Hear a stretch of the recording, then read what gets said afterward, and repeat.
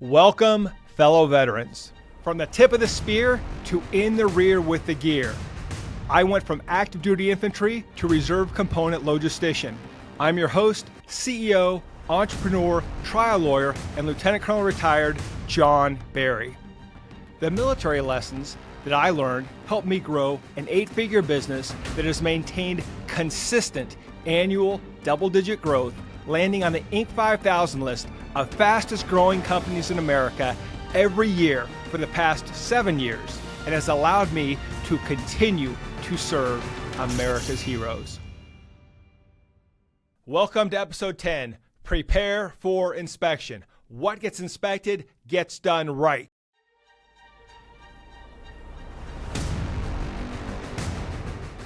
If you're now a civilian leader and you don't have a tax op, a great book for you to read is The Checklist Manifesto by Atul Gawande. Checklists can be used to simplify the inspection process. And I will tell you that checklists are key when you're inspecting your data. And data is the key ingredient in your decision-making process. You have to make sure that your data is clean, and that means you've got to inspect it regularly. Inaccurate and untimely data can be worse than useless.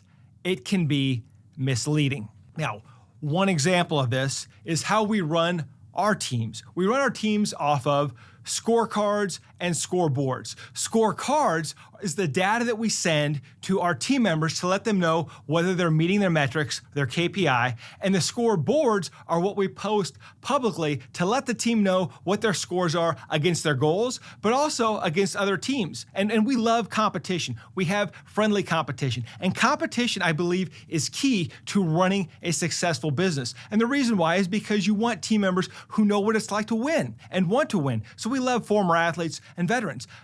But here's the thing, they also gotta know how to lose, right? Because they need to understand that if they lose today, it doesn't mean they can't win tomorrow. And you don't know whether you win or lose unless you're keeping score. So we love to keep score. To me, the worst thing you can do to a team member is to wait till the end of the quarter or the end of the year to tell them they're not performing. Our team members know whether they're performing every single day because we provide them with data showing them what happened. Now, one of the downfalls is if you do not inspect your data, and you push it out to the team, you as a leader will lose credibility on bad data. And it's happened to me several times. When we first started pushing out the weekly scorecards, we'd have a team member come to us named Joe. And Joe would say, hey, on Wednesday, it says here that I created 12 widgets. That's not true, I created 15. Your data is wrong. And so we'd go back and check, and sure enough, the data was wrong. There was an issue, and we would have to fix that immediately to maintain credibility as a leadership team. And so we put out to the entire team, look, these are the numbers we have. If we are wrong or our data is in any way wrong, please come to us so that we can fix it. And so we're very open about the fact that we wanted clean data, we wanted accurate data, and if we were wrong, we had no problem with a team member coming to us and saying, you're wrong. We'll just go back to Joe again.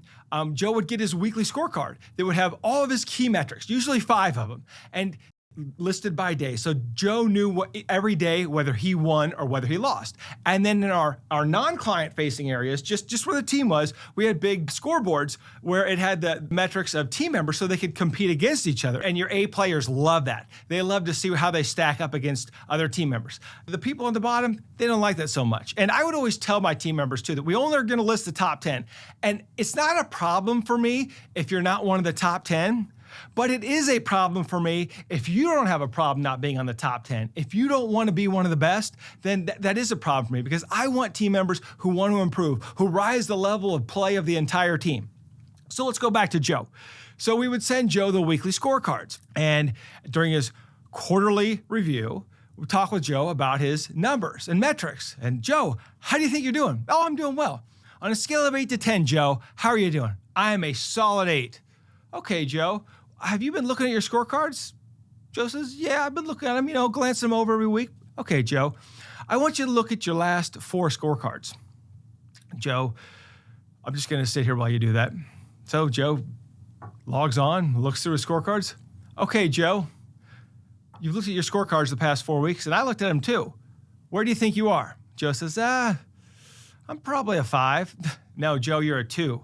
Right? And this is where, Joe wasn't looking at his scorecards. And that is why the scoreboards became important, because it's one thing to send them to the individual team members, but when it's publicly posted for the rest of your team to see, there's some accountability there. And by the way, when we started publicly posting the score boards, we found out even quicker that our data was not right? If people who are competing all of a sudden see a flaw in the data, they're gonna come to you. So once again, you need to inspect your data. You don't want your team members to come to you, but you also want them to feel that they can come to you if there's a problem with the data. To say that better, you want your data to be so clean and so perfect that if you display it to the entire company, no one will question that it's right. As a platoon leader, when we had someone who would give up an inaccurate report, they'd call that false reporting. Remember, we'd have to give a daily accountability reports where we talk about whether we had all of our sensitive items. And if someone said all their sensitive items and personnel were accounted for and they were wrong, they called that a false report because the leader provided false information. In the military, when it came to accountability, data was key, and people still screwed it up, and we still got false reports. Not frequently, but it still happened. Now, as you probably heard from the intro to this podcast, I went from the tip of the spear, active duty infantry, to in the rear with the gear. I was logistician, I was reserve component. And one thing I learned from being in both places is that if you are in the rear with the gear, the way you can help the warfighter is to push, not pull. And what I mean by that is I would push the logistics packages forward and not wait for them to pull it from me, because I wanted to make sure that whoever was fighting on the front lines of the battle had everything they needed, and I didn't want them to feel like they had to pull it from me. And so one of the difficult things that we do in the civilian world is we say, hey, go ahead and log on, and then you can see if the data is correct. Like, no one's gonna log on to anything, right? If their main job, if they're a lawyer or they're an accountant or they're doing something, they don't wanna log on to another system to check your data for accuracy. The best way to do it is to push it out to them, push it out in graphs, in emails, push that data to them, make it easy for them to get to it. Do not make them pull it, because if they have to pull it, it's not gonna happen. And the other thing, and I learned this, and it's very similar to push, don't pull, but it's, don't just tell them it's out there. I can remember the Army, the AKO share drive, right? This was like where ideas and projects went to die. And what would happen is someone would say, well, I've got a PowerPoint up there we're all working on, we're gonna collaborate. It's on the share drive, right? And so you'd go to the share drive and you could never find anything, and just because the information wasn't organized. So it was the running joke was always, if you couldn't find something, someone would say, oh yeah, that project's done. It's in the share drive, right? Because nobody could find anything in the share drive. So once again, if you want someone to help you inspect to ensure that your data is correct, send it to them. Send it to them in an email. Send it to them on a piece of paper, but don't make them log on to a system to get it. You log on, you get it, and you push it out to them, because that makes all the difference in the world. I also want to take time to talk about what we should inspect besides data. Think back to the military, and I think back to every rucksack, every Humvee, every Bradley fighting vehicle had a load plan. And the reason for that was because if something happened to a team member, we could pick up and move on seamlessly. So if the assistant gunner went down, someone could grab his rucksack and know exactly where the ammo was located, know where the MREs were located. I could move on with the mission. Same thing for the Bradley fighting vehicles. The dismounts could jump out, come back, and everything was supposed to be loaded per plan. Same thing in the Humvees. Now, when we talk about our inspections as civilians, I think about process. We absolutely have to inspect our process. Number one, to make sure it's working, but number two, to make sure that people are following it. And I can tell you that generally, we have done a great job of developing processes. Where I have failed time and time again is inspecting them frequently enough to ensure that we are following them. And I can think of a problem we had with one of our sales funnels where it's like, wait a minute, we've got all these clients who want to sign up and we're not signing them up, and it's going up on weeks now. What's going on? So I went back and I looked at the written process. All three leaders had a different process, and therein lied the failure. The problem fell on me because I, as a leader, failed to ensure that they were trained, and in their training, they had reviewed the process document and not only looked at it, but actually talked through it and got certified on it. So big failure on my part. The other thing that you have to inspect as a leader is your vendors. Now, you probably remember in the military, the Halliburtons, right? The KBRs, the Raytheons, and then we go to Iraq and Afghanistan, and there's all sorts of vendors everywhere from different countries, and we would find that some of the vendors did phenomenal work, and some of them did horrible work, right? But as a leader, we were responsible for inspecting that work. Now, same thing happens in the civilian world. You can hire vendors, and some of them are very well-meaning vendors, but if they don't get your guidance, they're going to fail. And some of them are highly accomplished and they'll start a project, but if you're not inspecting it and giving them feedback, they're not going to get you the result that they promised you. And I know it's easy to say, wait a minute, I hired them for this. Here was the scope of work.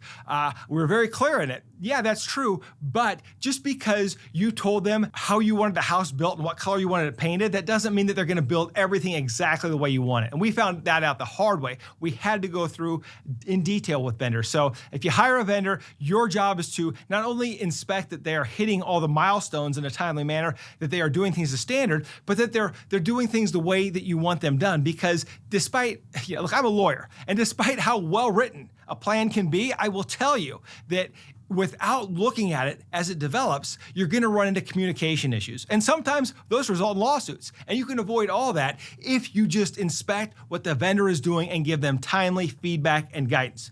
The third thing you got to inspect is your policies and procedures. First, policies and procedures get outdated very quickly. Laws change, guidance changes, the industry changes. So your policies need to change. Let me give you an example. Now we have a lot of remote workers. Before, our remote work policies were pretty vague. Now our remote work policies are tight.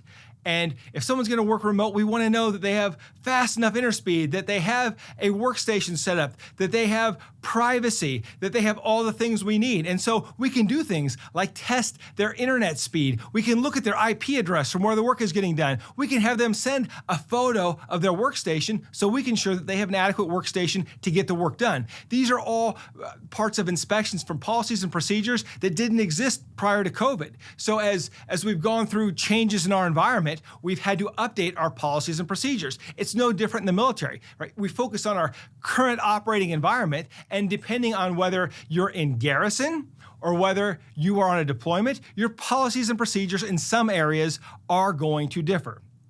I love the TOW missile system for the Bradley fighting vehicle, right? TOW is the tube-launched, optically tracked, wire-guided, heavy anti-tank missile system. And there was a new format that they had that was going to be called the fire and forget. And it didn't work, and they ended up pulling it after a few years. But the same thing with your policies and procedures. You may put something in place, and it may be a great idea when you come up with it, but as you put it into practice, it may not work. And we've had that happen. We've put together a lot of procedures for building documents, procedures for hiring people, where we noticed that our hiring funnel seemed like a great idea, but everybody was getting stuck at one point in the funnel and they weren't getting past it. And we realized that we had created our hiring funnel wrong, which was eliminating a lot of great candidates simply because we had requirements that we thought at the time would give us better candidates, but really all it did was really just tighten the funnel and make it too narrow. It's very similar to the military, right? Where they said, well, we have these high standards, and our problem now is we have to lower the physical fitness standards. We have to lower the ASVAB standards. We have to do all these things to ensure that we can get qualified members into our military because physical fitness standards have changed over time. Now, once again, I'm not saying lower your standards. I'm not saying that at all. But what I am saying is sometimes the procedures that you're using to recruit team members, for marketing, for sales, even for IT, you need to look at those from time to time and determine whether they are actually working. You need to inspect them and make sure that they're being followed. And finally, don't have so much pride in the procedure if you developed it that you're not willing to completely destroy it. Like all good authors, we have to be willing to kill our darlings. It is the same way with our policies and procedures. Look, we have to be willing to inspect those, and if they're not helping the team get where it needs to go, if they're not going to get us to our mission, if they're not going to move the needle, then we have to adjust them or eliminate them. Same thing with vendors. If we inspect those vendors and look, we're giving them regular feedback and we're helping them get to where they need to be, we're not abdicating our responsibility, we're being a partner with our vendors, and they're not getting there, we got to let them go. And finally, the same thing for our processes. Look, we love developing our processes. We believe they're going to work. But when they don't work and we're inspecting them and we realize, yes, they're being followed and they're still not working, then as leaders, we have to fix our processes. And these are all things we learn by doing regular inspections. If you don't inspect, you're never going to know when your processes don't work or aren't being followed. You're never going to know whether you have quality vendors or not. And you're never going to know whether your policies and procedures are being followed and whether they are appropriate. Up till now, we've talked about internal inspections, but I want to talk about some of those outward-facing inspections that are important. And the first one starts with you as the leader. I can remember showing up, the first time I met my platoon sergeant, and my BDUs were not starched and pressed, my boots were not spit shined, and my attitude was, hey, I'm a field leader. I'm not a garrison leader. I'm not a toy soldier. I'm a warrior. And my platoon sergeant said, yeah, maybe, but here's the thing. We're in garrison now, so you will have a pressed uniform and shined boots. And he was right. Look, as the lieutenant, I looked like a dirtbag. And I know right now it's great to feel like we're casual and we can wear hoodies to the office, but I will tell you that when an individual hires you to do a job, what you wear matters. Right? They judge you based on appearance long before a word comes out of your mouth. And so your appearance matters. And as a leader, you need to look the part, look crisp, be the part, help them understand who you are before one word comes out of your mouth. Now, also online and print, and I've seen a lot of leaders fail where there are some people that I know and greatly respect at the top of their field, but their websites make them look like garbage, right? They have a picture from 20 years ago. Their bio is incomplete. They haven't listed any accomplishments for the past 8 years, and yet they're wondering why people won't hire them. Well, I'll tell you why they won't hire you. It's because they're checking you out online. And we know this now. We know that everybody has access to all of your profiles on the internet, and they're not just gonna go look at your website. They're gonna go to your social media. They're gonna read your online reviews, and you have not only the ability, but the responsibility to ensure that that is pristine. If you achieve something great, you accomplish something, put it on the site, put it on your bio. Ensure that your digital presence is inspection ready because the public is inspecting you. They are looking at your bio, they're looking at your social media, they are looking at your reviews, they are judging you, and they are judging you in an instant. They see you and they make a decision. You must inspect your digital presence because all your potential buyers are already inspecting it. And even worse, if you're the head of the company, they're judging the entire company based on your appearance. It doesn't matter what you did yesterday. You are always judged by who you are today. And inspections ferret that out. Inspections are your tools to ensure that you achieve greatness day after day after day after day. Anybody can win one game. The key is to win every single day. And if you don't have a system in place to inspect your data, to inspect your systems, to inspect your people, you will never get there.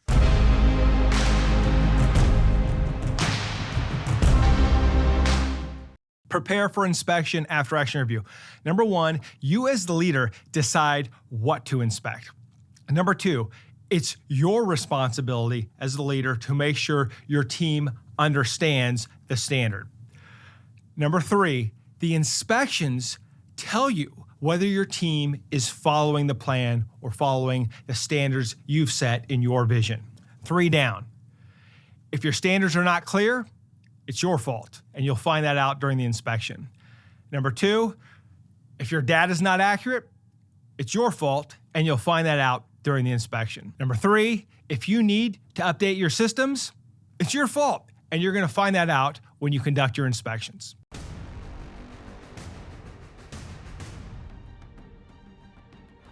Thank you for joining us today on Veteran Led, where we pursue our mission of promoting veteran leadership in business, strengthening the veteran community, and getting veterans all of the benefits that they earned. If you know a leader who should be on the Veteran Led podcast, report to our online community by searching @VeteranLed on your favorite social channels and posting in the comments. We want to hear how your military challenges prepared you to lead your industry or community, and we will let the world know. And of course, hit subscribe and join me next time on Veteran Led.